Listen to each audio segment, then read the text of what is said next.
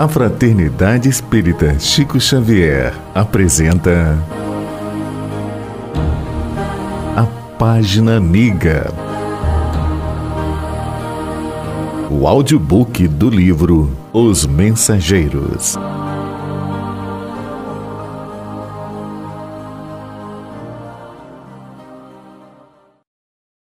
Capítulo 14. Preparativos. À noite, Aniceto veio ver-nos, começando por dizer: amanhã deveremos partir os 3 a serviço nas esferas da crosta. Telésforo recomendou-me certas atividades de importância, mas posso atendê-las em particular, proporcionando a ambos uma estação semanal de experiências e serviços. Fiquei radiante. Muita vez regressar ao ninho doméstico, tornar a cidade em que desenvolvera a tarefa última e, todavia, não me detivera no exame das possibilidades extensas do concurso fraternal. De quando em vez, era defrontado por situações difíceis nas quais velhos conterrâneos encaravam problemas de vulto. Entretanto, sentia-me incapaz de auxiliá-los eficientemente na solução desejável. Faltava-me técnica espiritual para fazê-lo. Não tinha bastante confiança em mim mesmo.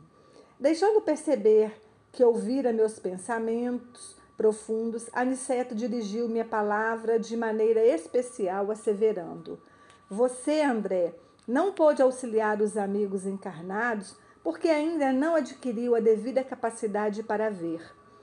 É razoável, quando na carne, somos muitas vezes inclinados a verificar tão somente os efeitos, sem ponderar as origens. No mendigo, vemos apenas a miséria. No enfermo, somente a ruína física. Faz-se indispensável identificar as causas. Depois de meditar alguns momentos, prosseguiu: procuraremos, contudo, remediar a situação. Amanhã, pela madrugada, você e Vicente apareçam no gabinete do auxílio magnético às percepções, que fica junto ao centro de mensageiros. Darei as providências para que vocês alcancem o necessário melhoramento da visão. Peço-lhes, todavia, receberem semelhante auxílio em prece. Roguem a Deus, lhes permita a dilatação do poder visual. Compenetrem-se da grandeza desse dom sublime e, sobretudo, enviem à Majestade Eterna um pensamento de consagração ao seu amor e aos seus serviços divinos. Não desejo induzi-los à atitude de fanatismo sem consciência. Não podemos abusar da oração aqui, segundo antigas viciações do sentimento terrestre. No círculo carnal, costumamos utilizá-los em obediências a delituosos caprichos, suplicando facilidades que surgiriam em detrimento de nossa própria iluminação.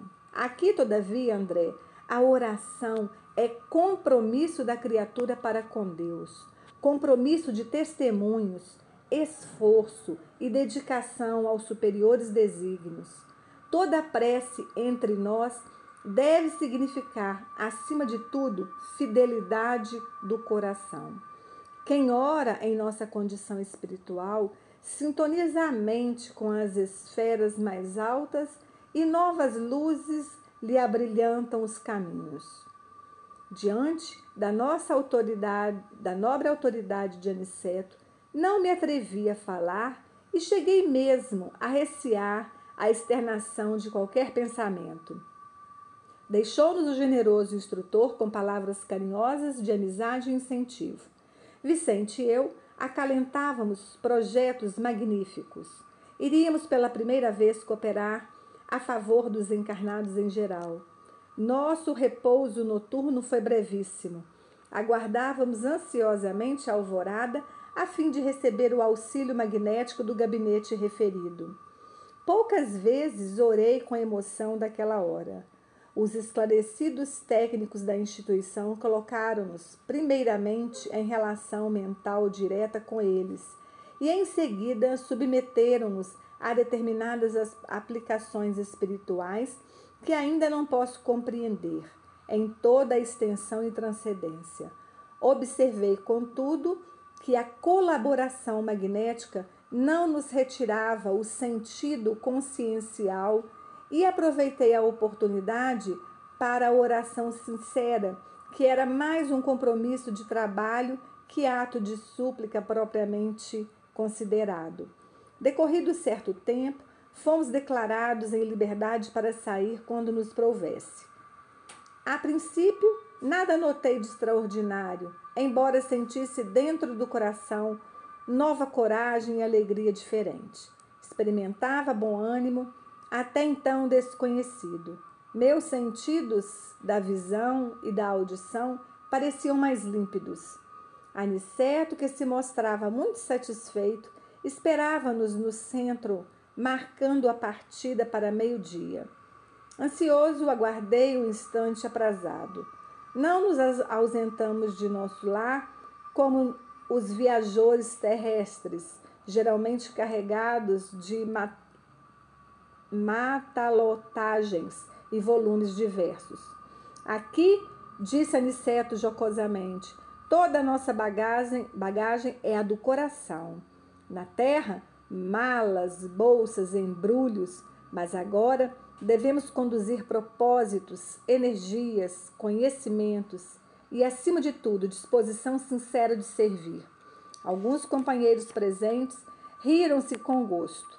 Nesse instante, nosso orientador fez algumas recomendações, designou colegas para a chefia de turmas de aprendizado, estabeleceu programas de serviço e notificou que voltaria à colônia diariamente por algumas horas, deixando-nos, Vicente e eu, nos serviços da crosta, em trabalhos e observações que deveriam prolongar-se por toda a semana.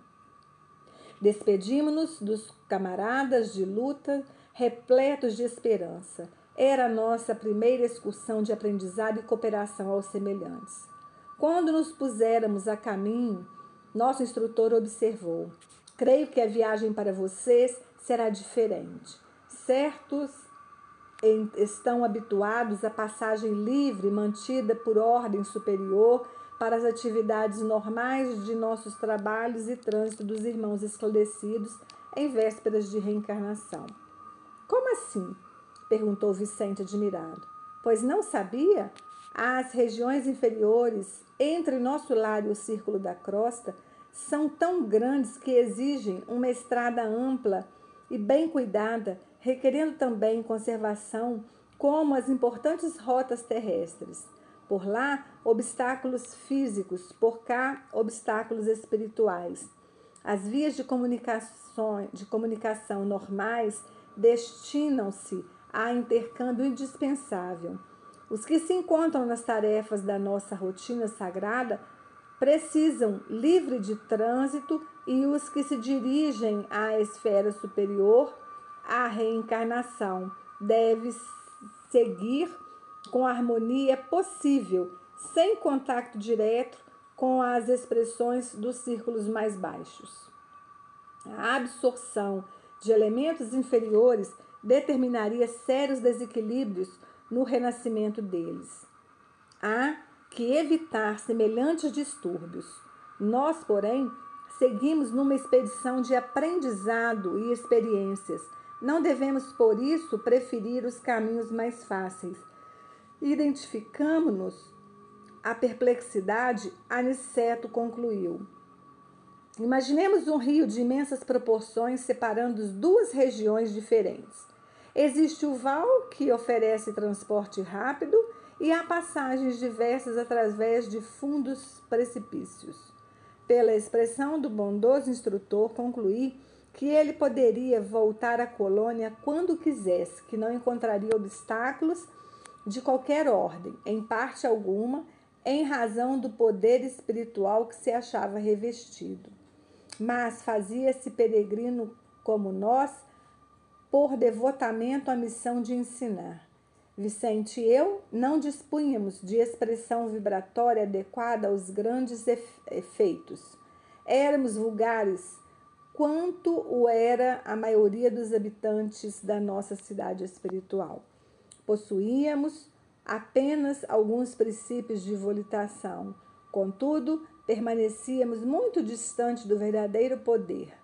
Nunca vira, pois, a energia e a humildade em tão belo consórcio. Aniceto dirigia-nos firmemente como orientador, de pulso vigoroso e sábio, mas não vacilava em se fazer igual a nós, a fim de servir como devotado companheiro. Meditando sobre a lição sublime, em pleno impulso volitante, contemplei as torres de nosso lar, que iam ficando à distância.